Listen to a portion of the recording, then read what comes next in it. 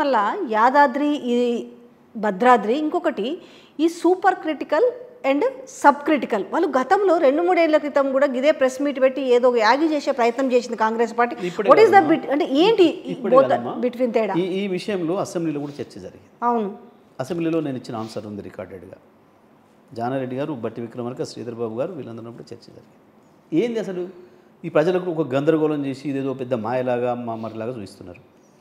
Sub critical అంటే ఏంది, super critical అంటే ఏంది? అవును, అది ప్రజలకు తెలవాలి. ఫస్ట్ 1 నుంచి 500 లోపు మెగావాట్ల విద్యుత్తు ఒకే చోట తయారు చేసే టెక్నాలజీని సబ్ క్రిటికల్ టెక్నాలజీ అని పేరు పెట్టిరు ఈ మధ్యకాలంలో. ఎప్పుడు ఒకే చోట 800 మెగావాట్లు తయారు చేయగలిగిన మెషినరీని ఎప్పుడైతే కనుక్కున్నారో, ఆ టెక్నాలజీ ఎప్పుడైతే వచ్చిందో, ఆ 800 మెగావాట్లను ఉత్పత్తి చేసే టెక్నాలజీనేమో సూపర్ క్రిటికల్ టెక్నాలజీ అని, ఇక దానికంటే కింద 500, 600, 500, 300, 200, 160 యూనిట్లు మెగావాట్లు ఒక్కక్కడ తయారు చేయగలిగిన టెక్నాలజీని సబ్ క్రిటికల్ టెక్నాలజీ అని పేరు పెట్టారు. ఇది వచ్చి 800 వచ్చినాక ఈ 2 పేర్లు వచ్చినాయి, అంతకుముందు లేదు. ప్రపంచం మొత్తంలో ఈ 800 మెగావాట్లతో తయారు చేయొచ్చు అనేది కనిపెట్టేంత వరకు కూడా వాడిని దాన్ని. భారతదేశంలో ఈరోజు కూడా 90% విద్యుత్తు ఈ సబ్ క్రిటికల్ టెక్నాలజీతోని. మన కొత్తగూడెంలో కావచ్చు, మన భూపాలపల్లిలో కావచ్చు, మన రామగుండంలో కావచ్చు, ఎన్టీపీసీతో సహా అందరూ వాడుతున్నది కూడా ఈ సబ్ క్రిటికల్ టెక్నాలజీని. అంటే ఆ రోజుకి అదే ఉంది అందుబాటులో, అది వాడింది. అదే కంటిన్యూ చేస్తే ఏమైంది అనేది చర్చ అయిపోయింది. అభ్యంతరం ఏంది ఇక్కడ? ఈ సూపర్ క్రిటికల్ టెక్నాలజీ అనేది వచ్చినాక, 800 మెగావాట్ అనేది వచ్చినాక, దాన్ని ప్రపంచ దేశాలందరూ కూడా ఈ తక్కువ టెక్నాలజీతో, తక్కువ కెపాసిటీతో ఏదైతే ఉత్పత్తి జరుగుతుందో ఆడ కొంచెం బొగ్గు ఎక్కువ కాలుతుంది, దాంతో పర్యావరణం దెబ్బతింటుంది, పర్యావరణానికి కొంచెం ఎక్కువ కాలుష్యం అవుతుంది. ఈ 800 మెగావాట్లు తయారు చేసే దాంట్లో రోజుకు 1 కిలోనో 2 కిలోలో 5 కిలోలో 10 కిలోలో బొగ్గు తక్కువ కాలుతుంది. దీంతో అంతమందం కార్బన్ ఎమిషన్స్ బయటకు రావడం తగ్గుతుంది, పర్యావరణానికి కొంచెం మేలు జరుగుతుంది. కాబట్టి ఇక ఇప్పటి నుంచి కొత్తగా ప్రారంభించేవి అందరం కూడా ప్రపంచవ్యాప్తంగా దీన్నే వాడదాం అని చెప్పి ఒక అగ్రిమెంట్కి వచ్చారు ప్రపంచ దేశాలు. దాంట్లో భాగంగా భారతదేశం కూడా చట్టం చేసింది. ఏమని? 2017 మార్చి లోపల పూర్తి కాగలిగిన ప్లాంట్ ఉంటేనే మీరు సబ్ క్రిటికల్ టెక్నాలజీతో పెట్టుకోండి. ఆ తర్వాత నుంచే ప్రారంభమయ్యేది ఏదైనా ఉంటే ఈ డేటు, అది మాత్రం ఇప్పటి నుంచి సూపర్ క్రిటికల్కే పోవాలి అని చట్టం తెచ్చారు. ఇది చట్టము. సూపర్ క్రిటికల్ అంటే ఏంది, సబ్ క్రిటికల్ అంటే ఏంది అనేది టెక్నాలజీ ఇది.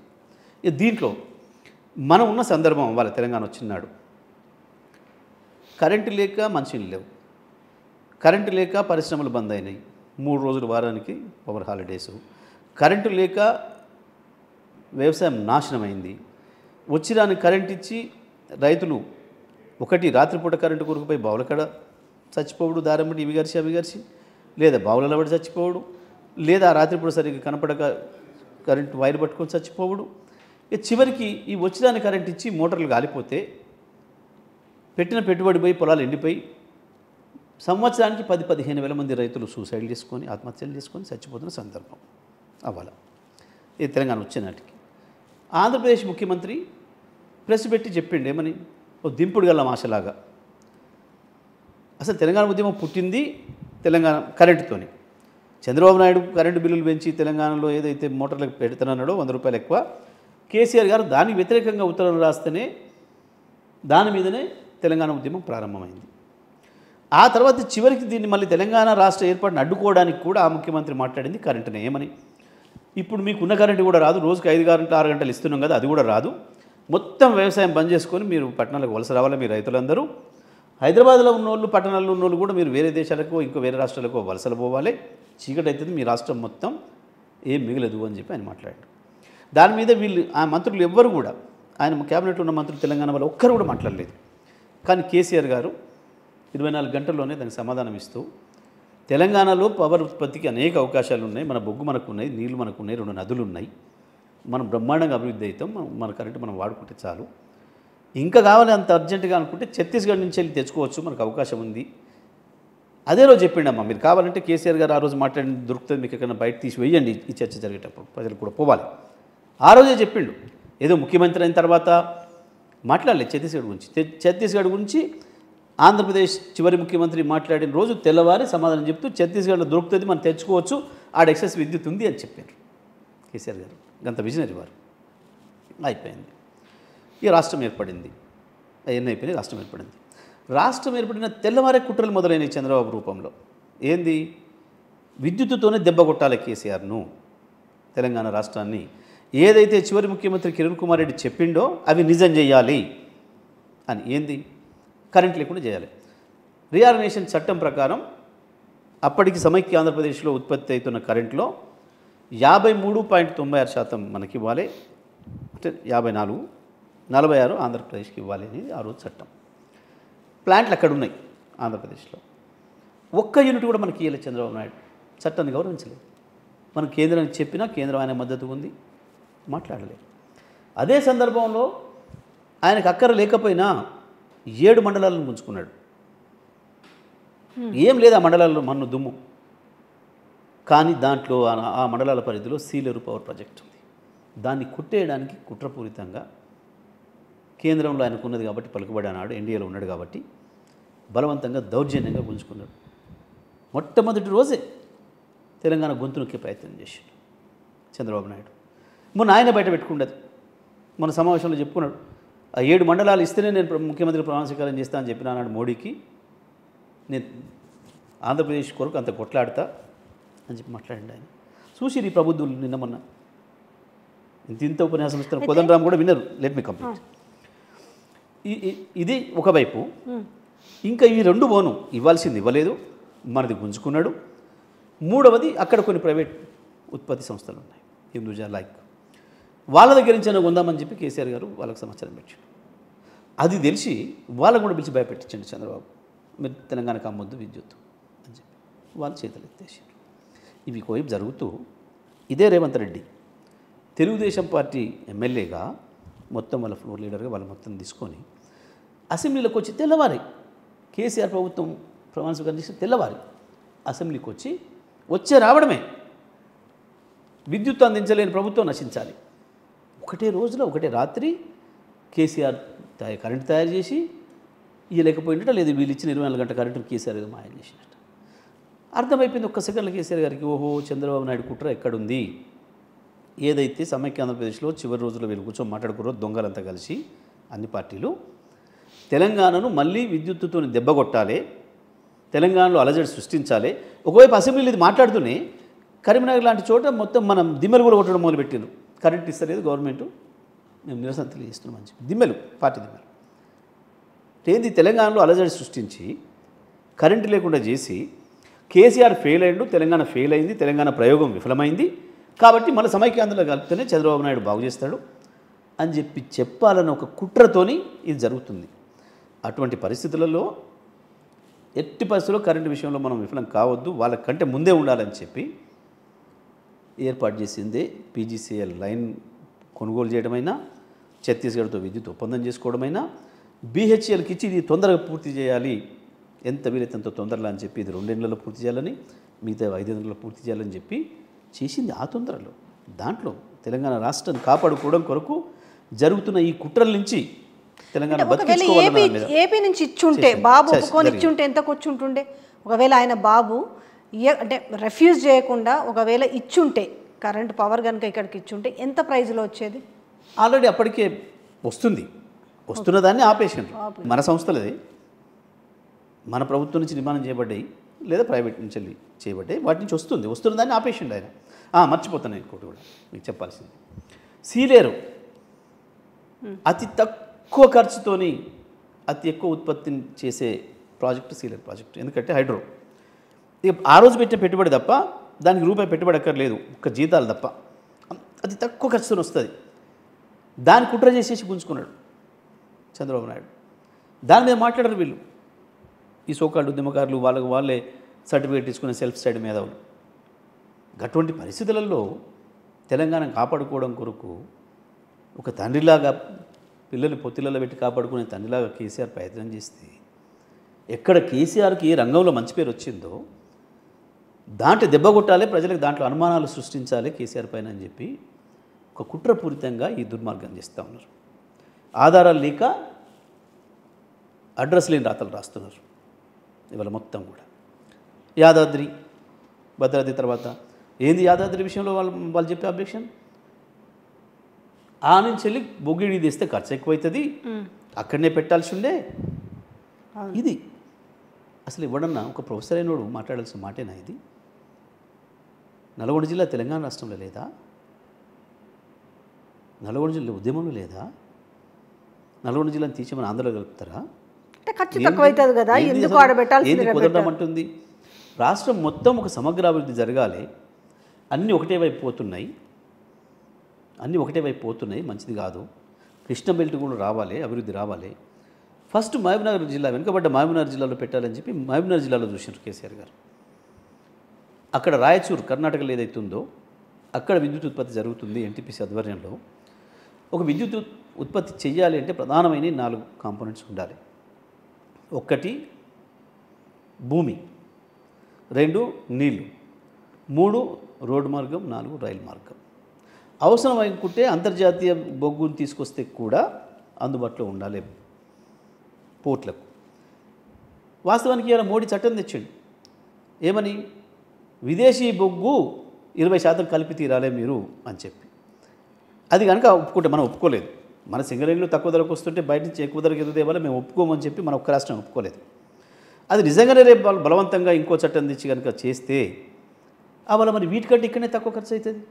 ఎందుకంటే కృష్ణపట్నం పోర్టు కావచ్చు, మచిలీపట్నం పోర్టు కావచ్చు, ఆ చీరాల దగ్గర వస్తున్న పోర్టు కావచ్చు, అవే దగ్గర దామరచెర్లకు. వాటికంటే రామగుండంలో అక్కడ భూపాలపల్లిలో ఉన్న వాటికంటే ఇదే దగ్గర అవుతుంది. మరి ఆ రోజు దీని ఖర్చు తగ్గుద్ది కదా. ఒక పనికి మాలిన పసలేని వాదన తప్ప వాస్తవానికి ఏంది? ఇవాళ రేపు ప్రపంచవ్యాప్తంగా వస్తున్న ట్రెండ్ ఏంది?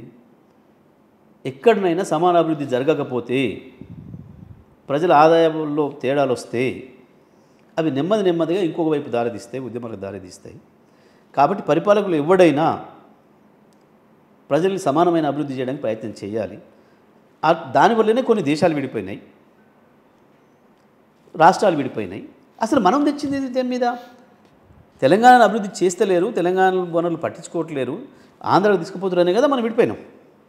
మనం కొట్లాడినది దాని మీద కదా. మరి వాళ్ళు నల్గొండ మహబూబ్నగర్ జిల్లాలో అట్టే వెనకబడిపోవాలి. ఇక బొగ్గు ఎప్పటికి రాదు కాబట్టి ఆడ చేయరా? ఆ వైపు ఏం ప్రాజెక్టులు తేరా? సపోజ్ ఇవాళ టెక్స్టైల్ పార్క్ వరంగల్కి ఇచ్చిండ్రు కేసీఆర్ గారు. వరంగల్కి ఎందుకు ఇవ్వాలి, నల్గొండకి ఎందుకు ఇవ్వలేదు, మా మహబూబ్నగర్కి ఎందుకు ఇవ్వలేదు, మా ఆదిలాబాద్ కూడా 10 పంపుతలు మాకు ఎందుకు ఇవ్వలేదు? దీనికి ఆన్సర్ ఉంటుందా? 24 అంతస్తుల హాస్పిటల్ వరంగల్ కూడా కట్టింది. ఒక హైదరాబాదే కాదు, ఇంకొకటి కూడా ప్రత్యామ్నాయమైన సిటీ ఉండాలి తెలంగాణకు. ఒక హైదరాబాద్ మీదనే ఒత్తిడి రానియడం మంచి పద్ధతి కాదు, సఫకేట్ అవుతుంది. ఇంకొకటి కూడా ఉండాలి. అట్లా దేనికైనా ఒక విజన్ ఉన్న వాళ్ళు చేసే పని ఆడి వాళ్ళది. ఆ వరంగల్ పట్టణాన్ని కూడా హైదరాబాద్ సమానంగా అభివృద్ధి చేద్దాం. అక్కడ ప్రజలు అక్కడనే ఉండేటట్టు హైదరాబాద్ వైపు చూసే అవసరం లేకుండా వాళ్ళకి అవకాశం ఇద్దాం. ఆ ప్రాంతంలో కూడా నిరుద్యోగ యువకులకు ఉద్యోగాలు సృష్టించబడాలి, పరిశ్రమలు కూడా దూరంగా అక్కడక్కడ పెట్టాలి అనేది ఒక విజన్. ముందు మహబూబ్నగర్లో ప్రయత్నం చేస్తే ఆడ దొరకలేదు భూమి. ఆ సమయంలో నేను అడిగిన, మహబూబ్నగర్కి ఇద్దాం అనుకుంటున్న సమయంలో ఆడ భూమి దొరకలేదు, చూస్తే అక్కడ భూమి ప్రభుత్వ భూమి అందుబాటులో లేదు అని చెప్పి సమాచారం వచ్చినప్పుడు నేను అడిగినాను, సార్ నా దగ్గర భూమి ఉంది కొంత, మీరు అన్న 4 ఉన్నాయి నాకు, దామర్చల్ నుంచి మీర్లపాలెం అనే ప్రాంతం వెళ్తుంటే నీళ్లు ఉన్నాయి, అక్కడ అద్దంకి నాగపల్లి రోడ్డు ఉంది, హైవే ఉంది, బీబీనగర్ నడుపుడి రైలు మార్గం ఉంది, భూమి, నీళ్లు, రైలు, రోడ్డు అన్నీ ఉన్నాయి మీరు అన్న కాంపోనెంట్స్. మరి మహబూబ్నగర్కి అవకాశం లేకపోతే మాకన్నా ఇవ్వండి, లేదా మహబూబ్నగర్కి ఇచ్చినా మాకు కూడా ఒక 1000-2000 ఉత్పత్తి చేసుకోవడానికి అవకాశం ఇవ్వండి, మాక్కడ కూడా కొంత లైట్ వస్తుంది, మాక్కడ కొంత ఆర్థిక అభివృద్ధి వస్తుంది అని చెప్పి. అక్కడ దొరకనప్పుడు ఇక్కడ పోయి చూసినాం, అన్నీ ఉన్నాయి అవకాశాలు, ఆడ ఇచ్చిండ్రు. అది మా ప్రజల హక్కు. నువ్వు ఈ మహబూబ్నగర్లోనే ఎందుకు సెజ్జులు పెట్టాలి, ఇక్కడనే ఎందుకు కంపెనీలు రావాలి, ఈ రంగారెడ్డి జిల్లాలో ఎందుకు రావాలి, ఇంకొకడికి ఎందుకు రావద్దు అని పంచాయతీ చేస్తే ఎట్లయితుంది? అన్నిటికీ సమానంగా అభివృద్ధి చేయాలి. ఇది పరిపాలించే వాళ్ళ బాధ్యత. దాంట్లో భాగంగా అటు పెట్టినాం. ఇంకొకటి చెప్తాను మీకు, ఇక వీళ్ళు చేసే తప్పుడు ఆర్గ్యుమెంట్లు ఎంత కాంట్రడిక్షన్ ఉంటాయి. ఏంది వీళ్ళు మాట్లాడింది? మీరు బయట నుంచి తెస్తే లైన్ లాస్ అవుతుంది, ఛత్తీస్గఢ్ నుంచి అంత దూరం నుంచి పవర్ లైన్ లాస్ అవుతుంది, దాంతో కూడా ఇంత ఖర్చు పెరిగింది అని చెప్పి దొంగ లెక్కలు అసలు వేస్తారు కదా. మరి అదే జరిగితే మరి అక్కడెక్కడనో జరిగే ఉత్పత్తి లైన్లలో వస్తే లైన్ లాస్ అవుతుంది కదా. మరి నల్గొండ జిల్లాలో మేము వాడుతున్నాం కదా విద్యుత్తు, జరిగే ట్రాన్స్పోర్ట్ మందం లైన్ లాస్ తగ్గుతుంది. ఇది కదా ఒక ప్రభుత్వం ఆలోచించాల్సిన విషయం. ఇంకోటి ఏంది మళ్ళీ అది ఇదే బిహెచ్ఎల్కి ఇచ్చారు, టెండర్ పిలవలేదు, నామినేషన్ మీద ఇచ్చిండ్రు. నేను ఒకటే మాట్లాడుతున్నా, ఇది పుట్టించిన వాడు సృష్టించిన వాడు కోదండరాము నేరుగా అడుగుతున్నా నేను, మీరు ప్రైవేట్ సంస్థలకు ఇవ్వదలుచుకున్నారా, ప్రభుత్వ రంగ సంస్థల్ని నిర్వీర్యం చేయాలని దాన్ని ఒప్పుకుంటున్నావా? బిహెచ్ఎల్ లక్షలాది మంది పనిచేస్తున్న ప్రభుత్వ రంగ సంస్థ. ఒకవైపు కేంద్ర బీజేపీ ప్రభుత్వం ప్రభుత్వ రంగ సంస్థలన్నీ నాశనం చేసి వాటిని గొంతు నొక్కి ప్రైవేటులకు అప్పచెప్పాలని కుట్ర చేస్తుంది.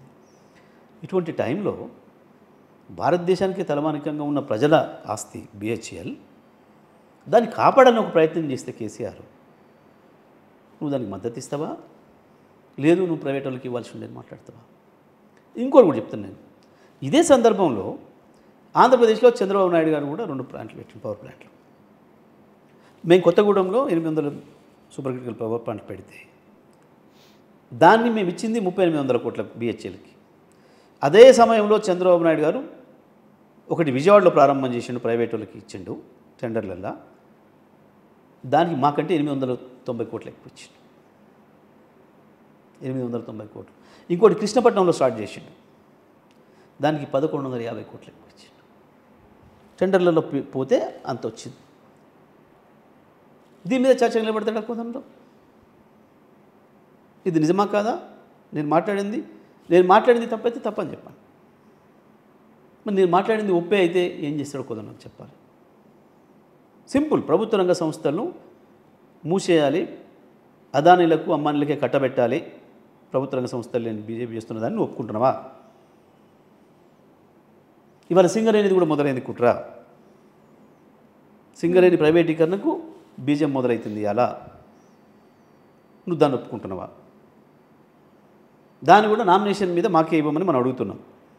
అక్కడ ఉన్న గనులన్నీ కూడా సింగరేణికి నామినేషన్ మీద ఇవ్వండి అని అడుగుతున్నాం మనం. టెండర్లో పాల్గొనొద్దు.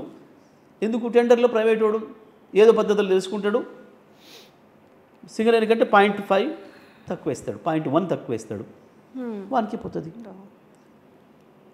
ఇంట్లో అవకాశాలు ఉన్నాయి, ఇంట్లో నుంచి లీక్ అయ్యే అవకాశాలు ఉన్నాయి. ప్రభుత్వ రంగ సంస్థ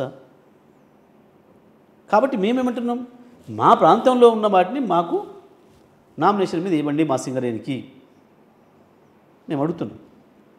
ఇప్పుడు మేము ఎట్లయితే ఇచ్చినామో నామినేషన్ మీద బిహెచ్ఎల్కు అది కూడా ఇవ్వమని అడుగుతున్నాం. ఇది చెప్పాలి ఆయన బయటకు వచ్చి. ఇప్పుడు